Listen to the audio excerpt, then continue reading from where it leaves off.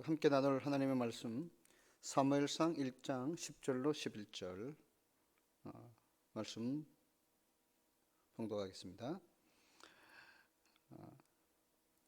한나가 마음이 괴로워서 여호와께 기도하고 통곡하며 서원하여 이르되 만군의 여호와여, 만일 주의 여종의 고통을 돌보시고 나를 기억하사 주의 여종을 잊지 아니하시고 주의 여종에게 아들을 주시면 내가 그의 평생에 그를 여호와께 드리고 삭도를 그의 머리에 대지 아니하겠나이다.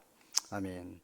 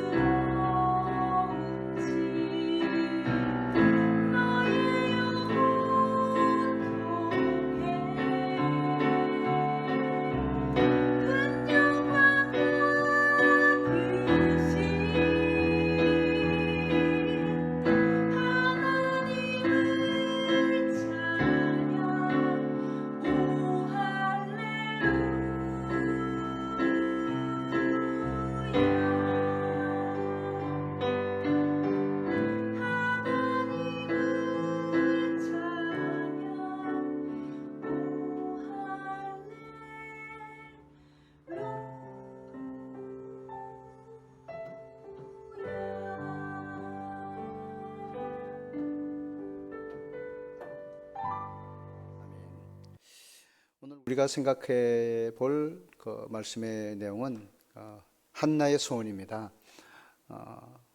우리가 삶을 살면서 뭐 원하든 원치 않든 우리가 여러 가지 삶의 고통의 문제에 직면하게 됩니다.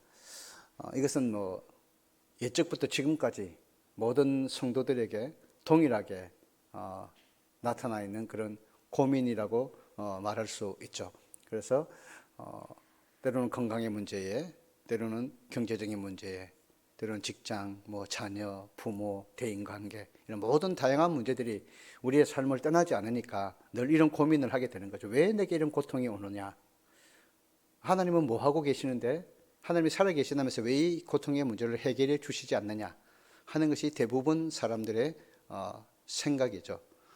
그래서 어떤 독일의 유명한 신학자는 이런 질문 앞에 대답하기를 고통의 문제에 대해서 하나님은 가만히 계시는 게 아니고 그 고통의 문제를 근본적으로 해결하시기 위해서 독생자 예수를 이 땅에 보내셔서 십자가에 죽게 하신 그 하나님의 아픈 마음을 기억해야 된다. 그 고통에 대한 응답은 예수님의 십자가의 죽음이다. 이렇게 설명을 했습니다.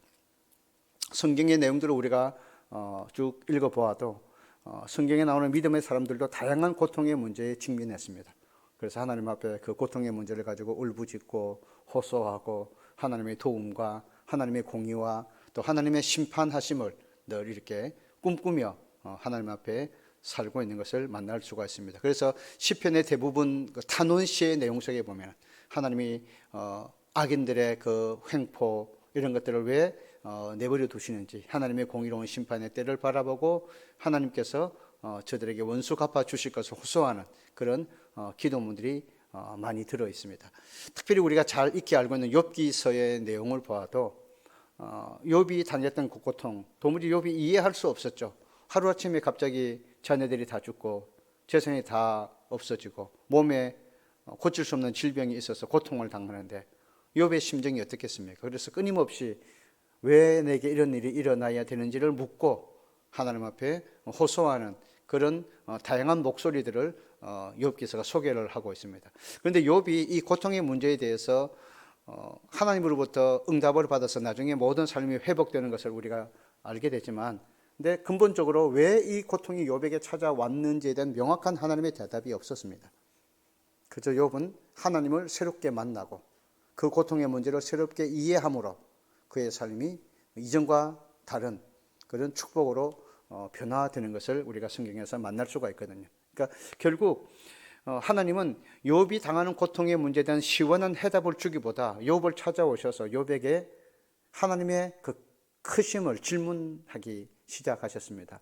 욥에게 네가 여러 가지 다양한 고통의 문제 때문에 힘들어하고 늘 불평하고 늘 지금 울부짖지만 내가 너에게 묻고 싶은 것은 네가 나의 창조의 의미와 뜻을 알고 있는지, 네가 왜 악어의 가죽이 왜 그리 딱딱하고 하마의 이빨이 왜 그리 든든한지 네가 알고 있느냐? 이렇게 질문하셨을 때 욥은 그 하나님의 창조의 능력 앞에 아무런 대답을 할 수 없었죠. 그래서 욥의 대답은 내가 정확하게 알 수 없는 이 유한한 지식을 가지고 크신 하나님을 판단하고 헤아리려고 했으니까 제가 참 잘못된 것 같습니다. 하나님 저를 용서해 주십시오. 그렇게 고백하게 되죠. 욥은 고통의 자리에서 하나님을 새롭게 만나서 그의 문제가 해결되는 것을 우리가 욥기서의 내용을 통해서 읽을 수가 있습니다. 우리가 이 욥의 모습을 본다면 우리의 삶도 아마 똑같이 적용할 수 있을 것 같아요. 때로는 하나님이 속 시원하게 우리의 삶의 문제를 푸시지 않습니다. 명확한 대답도 하시지 않을 때가 많습니다.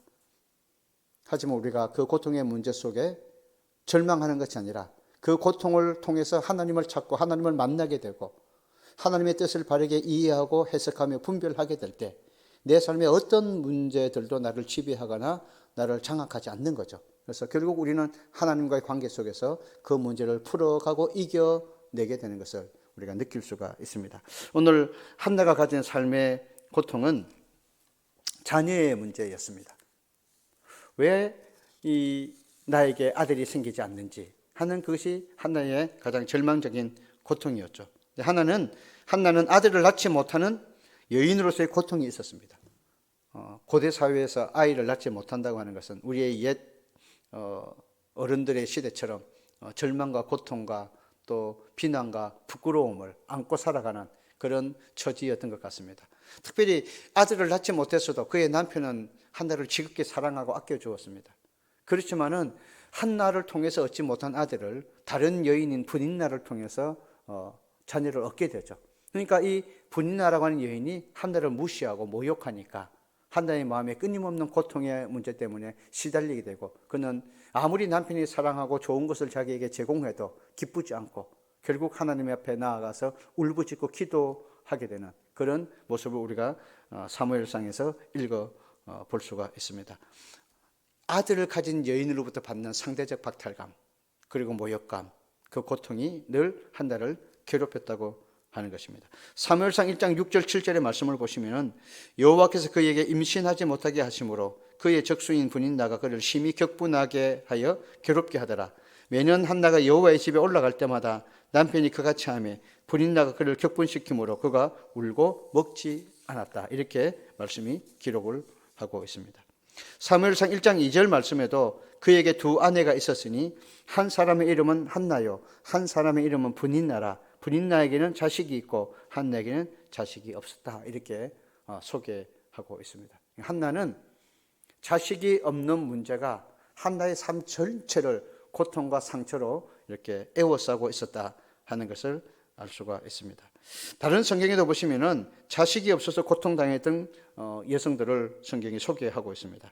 특별히 대표적으로 아브라함의 아내였던 사레와 또 야곱의 아내였던 라헬의 아픔을 우리가 성경에서 만나 볼 수가 있습니다. 창세기 16장 4절부터 6절에 보시면은 이렇게 성경이 말씀합니다. 아브라함이 하갈과 동침하였더니 하갈이 임신하며 그가 자기의 임신함을 알고 그의 여주인을 멸시한지라. 사레가 아브라함에게 이르되 내가 받는 모욕은 당신이 바다에 옳도다. 내가 나의 여종을 당신의 품에 두었거늘 그가 자기의 임신함을 알고 나를 멸시하니 당신과 나 사이에 여호와께서 판단하시기를 원하노라. 아브라함이 사레에게 이르되 당신의 여종은 당신의 수중에 있으니 당신의 눈에 좋을 대로 그에게 행하라 하며 사레가 하갈을 학대하였더니 하갈이 사레 앞에서 도망하였더라. 이 말씀의 내용을 보면은 이 사레는 아들을 낳지 못하는 아픔을 가지고 아브라함이 자녀를 낳을 수 있도록 자기의 몸종인 하갈을 남편에게 주어 동침하게 하니까 하갈이 아이를 갖게 되고 그 아이를 통해서 자기의 주인인 사레를 모욕하니까 그것이 그에게 큰 고통이 되어서 결국 이 하갈을 집에서 내쫓게 되죠. 아들을 얻었지만 결국 그 아들로 말미암아 기뻐하지 못하게 되는 그런 상황이 벌어졌습니다. 창세기 30장 1절에 보시면 라헬 이야기를 하고 있는데 라헬이 자기가 야곱에게서 아들을 낳지 못함을 보고 그의 언니를 시기하여 야곱에게 이르되 내게 자식을 낳게 하라. 그렇지 아니하면 내가 죽겠노라. 이렇게 한탄스러워하죠. 야곱에게 라헬과 레아라는 두 아내가 있었지만 야곱은 라헬을 더 많이 사랑했고 그래서 하나님께서는 레아에게 그 사랑 대신에 자녀를 낳는 그런 축복을 주셨는데 라헬이 이 상황 속에서 그의 아픔을 견뎌내지 못하고 자식을 낳게 해달라고는 처절한 울부짖음을 남편에게 내뱉는 것을 우리가 들을 수가 있습니다. 그래서 다시 창세기 30장 22절 24절로 내려가면은 하나님이 라헬을 생각하신지라 하나님이 그의 소원을 들으시고 그의 태를 여셨으므로 그가 임신하여 아들을 낳고 이르되 하나님이 내 부끄러움을 씻으셨다 하고 그 이름을 요셉이라 하니 여호와는 다시 다른 아들을 내게 더하시기를 원하노라 하였더라. 이렇게 기록하고 있습니다. 그러니까 하나님께서 라헬의 태를 열으시고 그의 소원을 들어주셨다. 이렇게 말씀을 했습니다.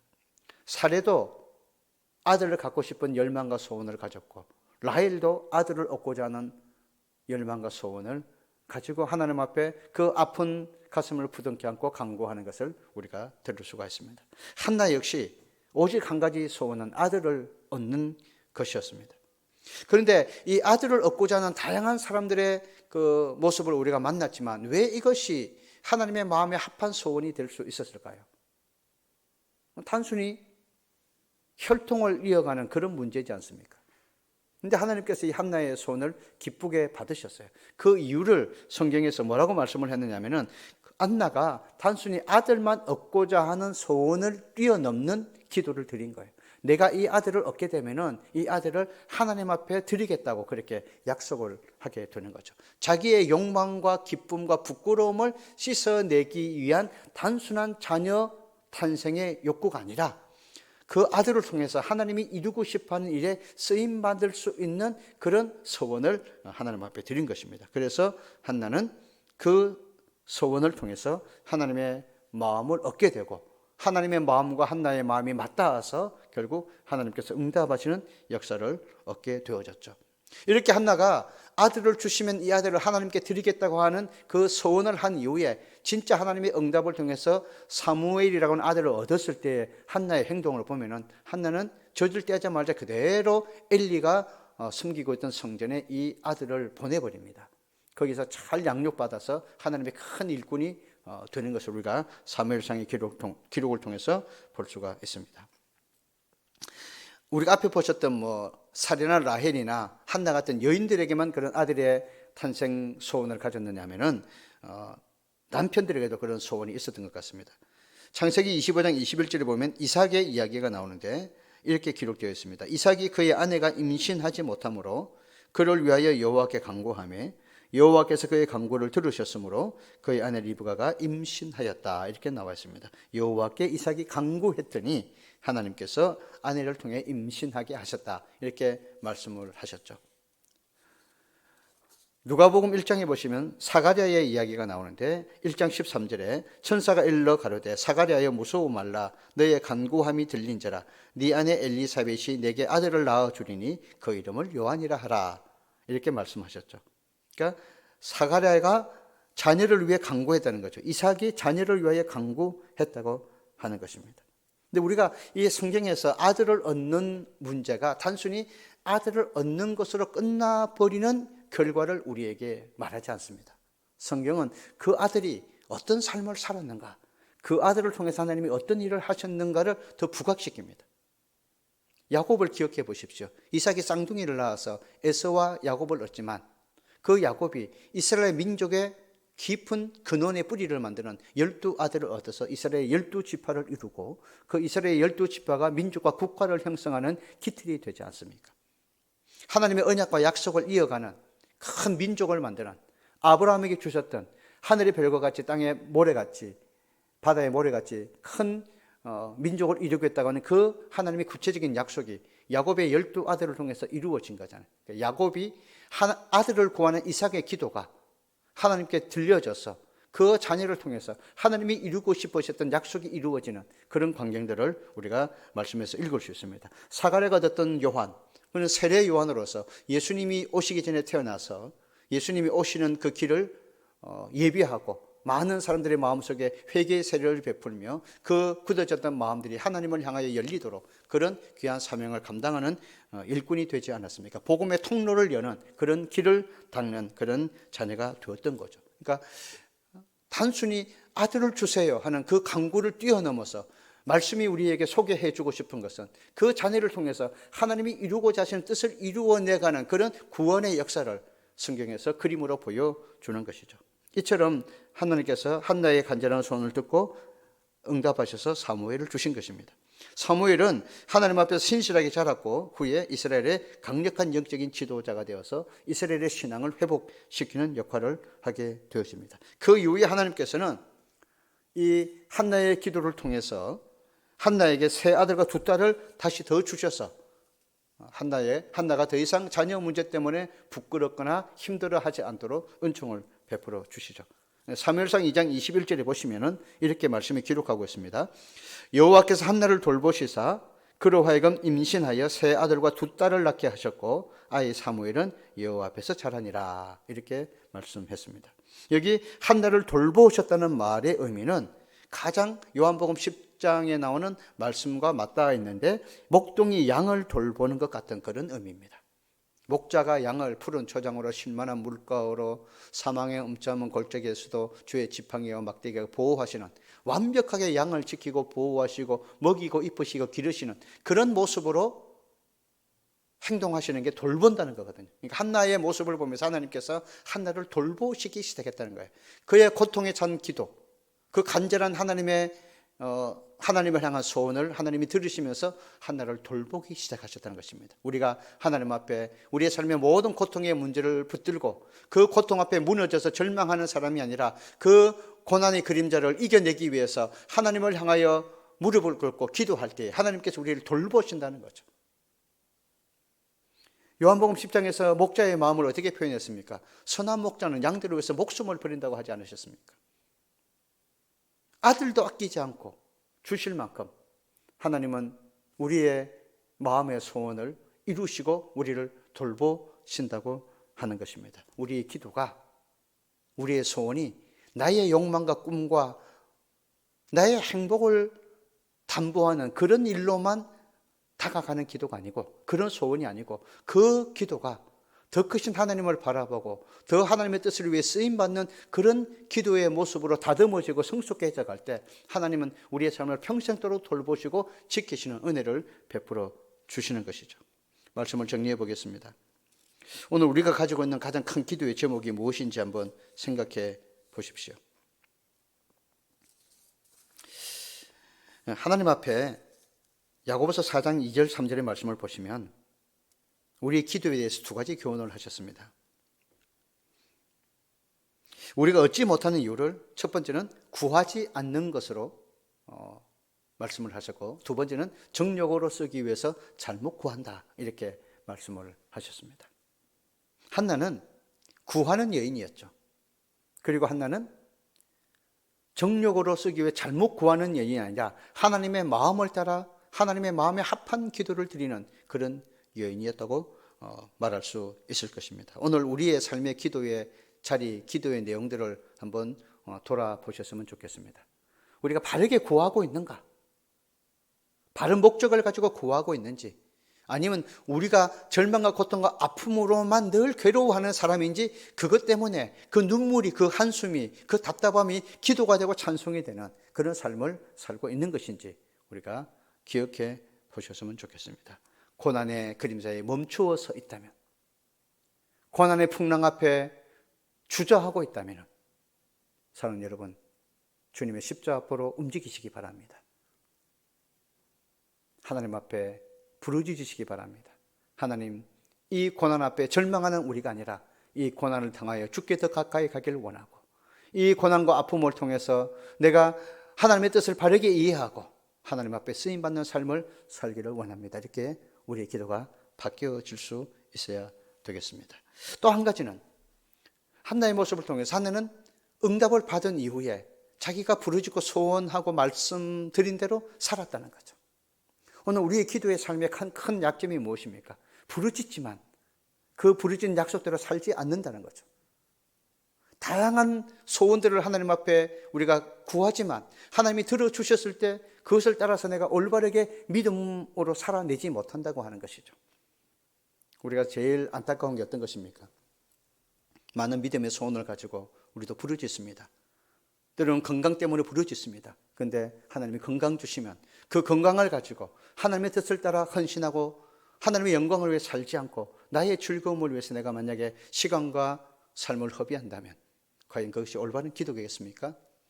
자녀를 얻게 해달라고 기도했는데 하나님이 응답하셔서 선물을 주셨으면 그 자녀가 하나님의 영광을 위해 살아가도록 기도하고 후원하는 어머니가 되어야 되는데 그 사랑하는 자녀에게 푹 빠져서 헤어나오지 못한다면 그게 어떻게 올바른 기도라고 할 수 있겠습니까? 직장을 구해서 직장을 주었더니 그 직장 일에 치여서 하나님을 예배하지 못한다면 어떻게 그것이 올바른 기도가 될 수 있겠습니까? 정욕으로 쓰려고 잘못된 기도처럼 결과가 나오고 마는 것이잖아요. 오늘 하나님 앞에 내가 기도하는 사람인지에 대한 질문을 해야 하고 내가 기도한 대로 사는 사람인지에 대한 질문을 같이 할 수 있어야 되겠습니다. 응답 이후의 나의 모습, 하나님이 보고 싶어 하시는 거죠. 기도하는 모습을 보고 싶어 하시지만 기도하고 난 이후에 그 기도대로, 그 응답대로 살아가는 사람이 되고 있는가를 하나님은 똑같이 보고 싶어 하시는 겁니다. 그런 하나님의 마음과 나의 마음이 맞닿고 그런 하나님의 소원과 우리의 소원이 맞닿아서 정말 하나님의 마음에 합한 기도, 또 하나님께서 우리에게 응답하시고 역사하시는 그런 삶으로 승리해 나가는 우리 모든 성도들이 될 수 있기를 예수님의 이름으로 축복합니다. 좋으신 아버지 감사합니다. 우리는 삶의 문제 앞에 주저주저합니다. 고통 앞에 낙심하고 고난 앞에 절망하고 울부짖습니다. 하지만 그 모든 것을 통해서 하나님의 은혜의 보좌 앞으로 나아가지 못할 때가 많습니다. 그리고 그 속에서 하나님의 뜻을 찾아서 하나님의 자녀답게 살아가는 삶의 실천으로 옮겨가지 못할 때도 많습니다. 사랑하는 주님, 우리가 어떤 문제든지 어떤 절망이든지 어떤 고통과 아픔이든지 하나님 기도로 뛰어넘게 하시고 기도로 그 장벽을 뛰어넘으며 하나님의 존전 앞으로 나아가고 그 기도 속에서 하나님의 뜻을 이루어드리는 그리고 살아내는 저희들의 믿음 생활이 되어지도록 축복해 주시옵소서. 우리 구 주 예수님의 이름으로 기도하옵나이다. 아멘.